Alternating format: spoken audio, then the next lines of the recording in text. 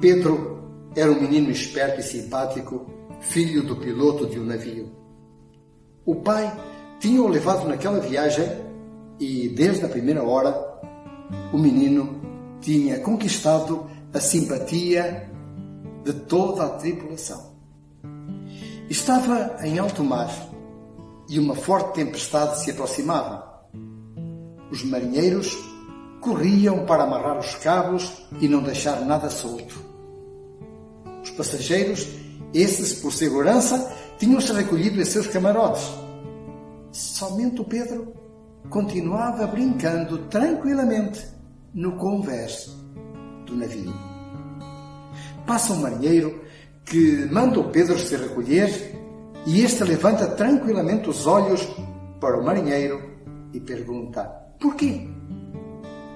"Pedro", diz o marinheiro, "não vês a tempestade? Não tens medo?" E o Pedro, tranquilamente: "Mas o piloto não é o meu pai?" Quando uma criança chora de noite e o pai e a mãe se aproximam e falam com ela, a criança se acalma quase de imediato. Porquê? Porque a sua confiança no pai e na mãe é absoluta. Olhemos o Evangelho de hoje. Por 3 vezes escutamos Jesus dizer-nos: "Não tenhais medo."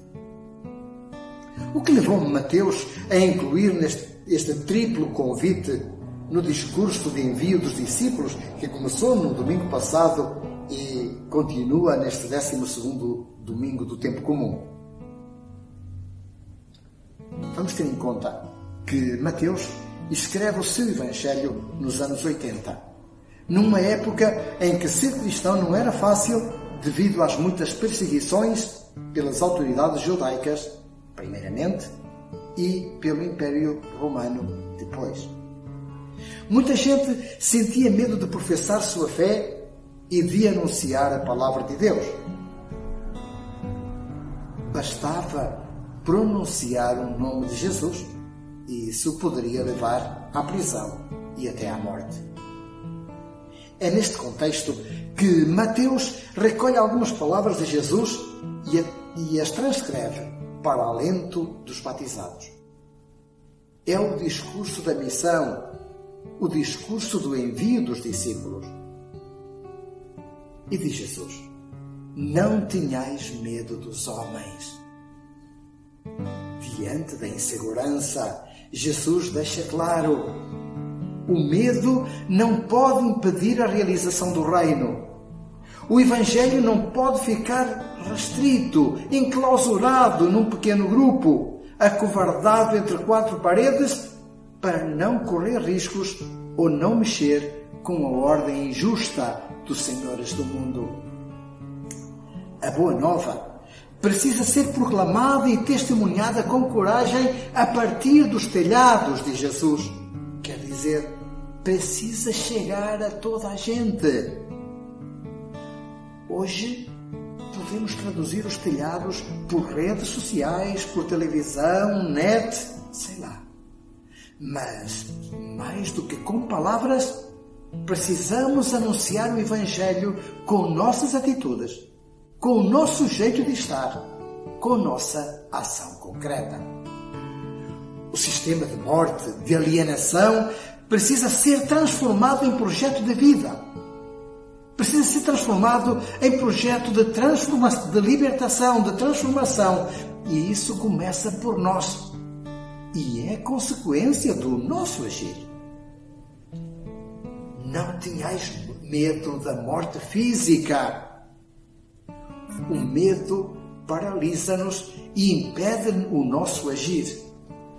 Priva-nos da alegria. Jesus convida a focarmos-nos no sentido da vida que gera libertação, vida eterna. E esse sentido nós descobrimos no seu projeto, na sua palavra. Viver sem sentido é morrer. A causa do reino, a boa nova, embora muitas vezes se apresente sob uma aparência de fraqueza e até de fracasso, basta recordarmos a história recente da América Latina e concretamente do Brasil, onde tantos e tantos têm perdido a vida graças ao seu compromisso cristão. Então, não é de jeito nenhum uma causa perdida. Tem o selo de Deus. Por isso, a morte é princípio de ressurreição. O sofrimento é caminho de superação. É caminho de transformação. Aconteceu com Jesus, o fracassado da cruz, que sai triunfante do sepulcro. Acontece com todos os que fazem da sua vida uma entrega, um sinal do amor de Deus pelos fragilizados e marginalizados da sociedade. Deus está do seu lado como esteve do lado de Jesus.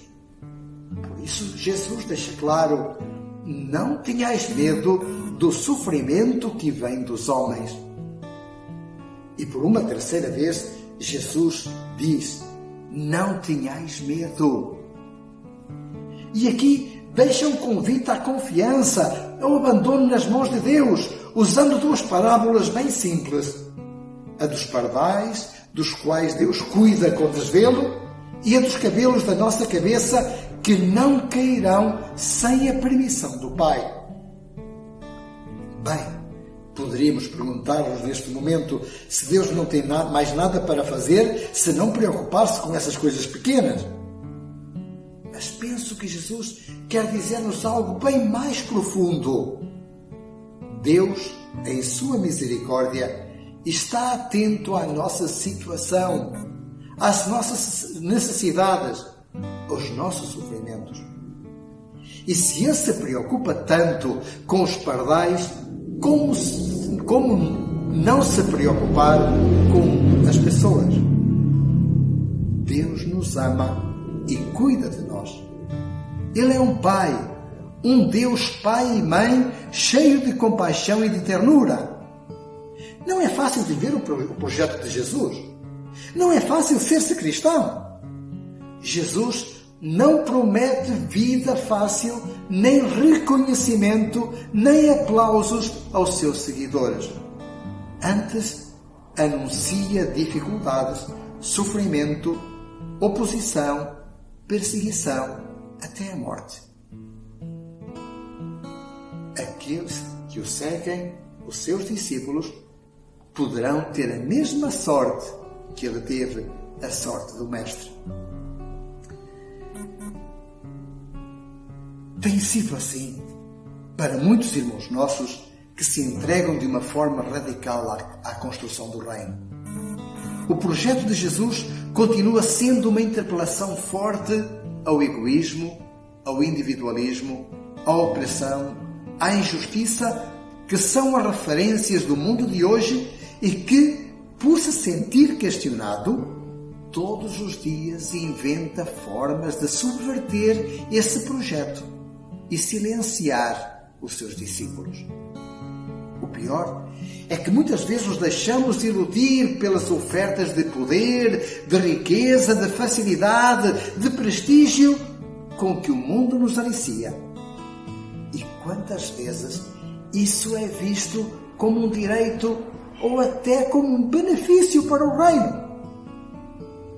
O discípulo não pode ser subserviente e muito menos pactuar com as artimanhas do mundo. Jamais pode ser amordaçado ou alienado. Não nos deixeis cair em tentação, rezamos sempre na oração de Jesus. Uma frase que muitas vezes vejo aliada a mensagens de cariz mais ou menos fundamentalista. Aquele que se declarar por mim diante dos homens, também eu me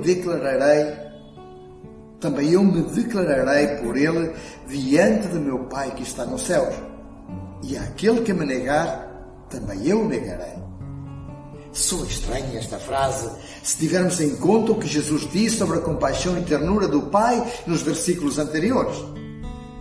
mas já podemos entender melhor se o olharmos como uma chamada de atenção para aqueles que querem viver a sua fé de forma fácil e descomprometida.